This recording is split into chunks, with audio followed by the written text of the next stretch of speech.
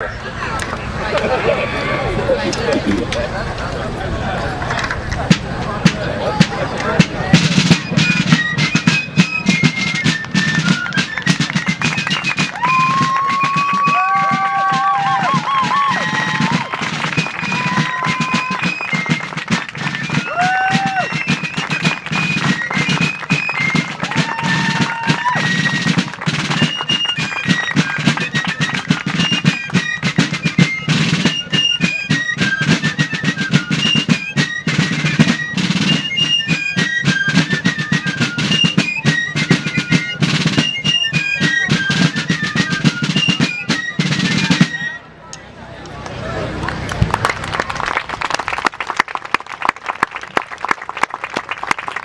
of you may be aware that this corps lost a vital member of their group, and today they're going to pay a special tribute to our friend Keith Kiernan. Jim Welly, please take over. Hi everyone. As Buzz just mentioned, we lost a dear family member and a friend a week ago Friday. As he often did, Keith Kiernan was helping a neighbor in need, and as he was cutting a tree limb, an accidental fall from a ladder claimed his life. His death shocked us all, and we are all still very much grieving his loss. Beth was not ready to be with us today, but she is holding up remarkably well and is being helped by the generous outpouring of love and support she has received from her family, friends, and especially her extended Fife and Drum family. She's very much appreciative of this, and we thank you all for the kindness you have extended towards her. Keith was a member of our corps for over 22 years. Soon after he began dating Beth in 1988, she encouraged him to attend his first muster, and he was instantly hooked. That happens to pretty much all of us, doesn't it? Keith joined the corps in 1989 and marched in the color guard for his first few seasons. He began taking bass drum lessons in 1991 and joined our drum ranks the next year. And he was a fixture in our drum ranks ever since. Keith also served as our business manager continuously since the mid-1990s.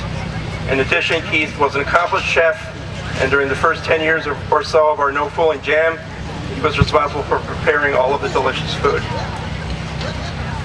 There are so many great memories and stories of Keith's with the corps that it's hard to single out just a few, but we will.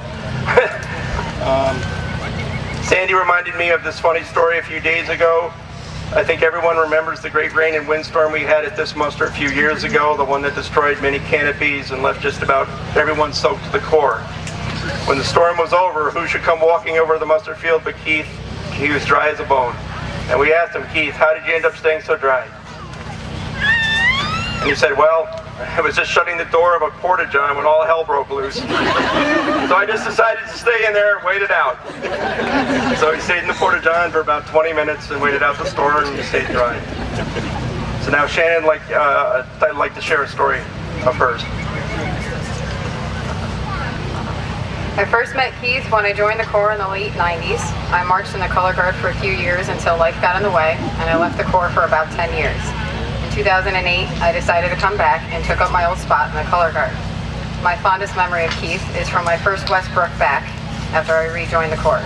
He walked around with me most of Friday night, just talking and chatting up, catching up on the last 10 years. He told me how happy he was that I had decided to come back. We ended up sitting in the stands, watching and listening to the jam session below. His love of the spontaneous music and togetherness that the jam represented was contagious. Experiencing that jam with him was probably the biggest influence in my decision to start learning the fife.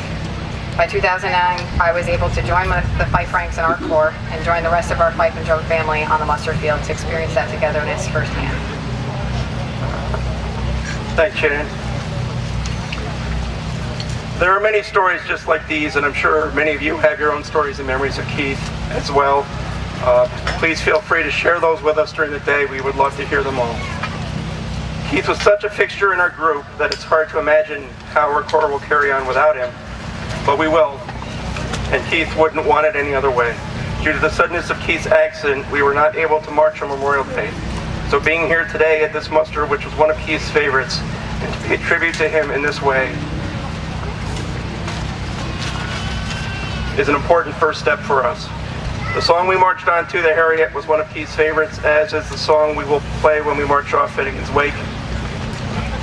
For now on stand, At our Adamsville rehearsals, we often go around the room so that each member can pick the next song to play. When it was Keith's turn to pick, he would almost always pick the same tune, Races. And that was his absolutely favorite song, and that's what we will be playing on Stand For You today. We, Keith's Adamsville family, will start off by playing the song the first time through on our own. When we begin the song again for the second time, we would like everyone, Keith's extended fife and drum family, to join in with us. So for those of you who know the song, please play it along with us from wherever you are on the muster field, starting with the second repeat of the song. And maybe, just maybe, if we play it loud enough, Keith will hear us and join in. In this way, we honor Keith and what he meant to both the Adamsville Ancients and to the fife and drum community at large. He will be missed, but as his drum is on the field and the bandanas we are wearing symbolize, he will be marching with us always, wherever we go. Very nice.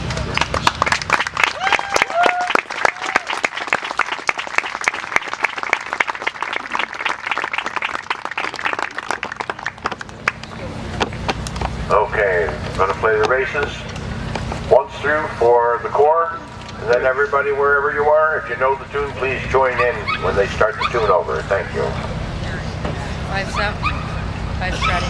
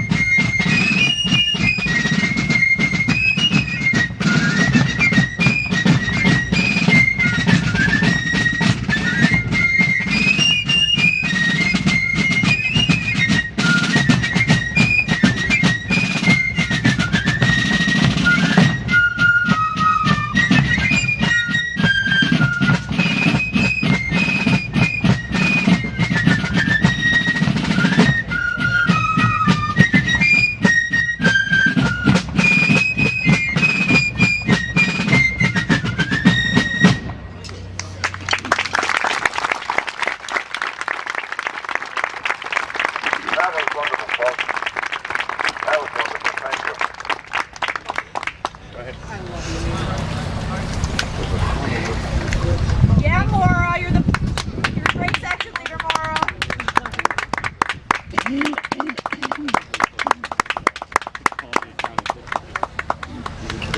Keith, hip hip, huzzah! Hip hip, huzzah! Hip hip, huzzah! And now, another favorite of Keith, Finnegan's Wake. The corps will lead the field to that. Thank you very much. Flex up. Flex ready. More time. More.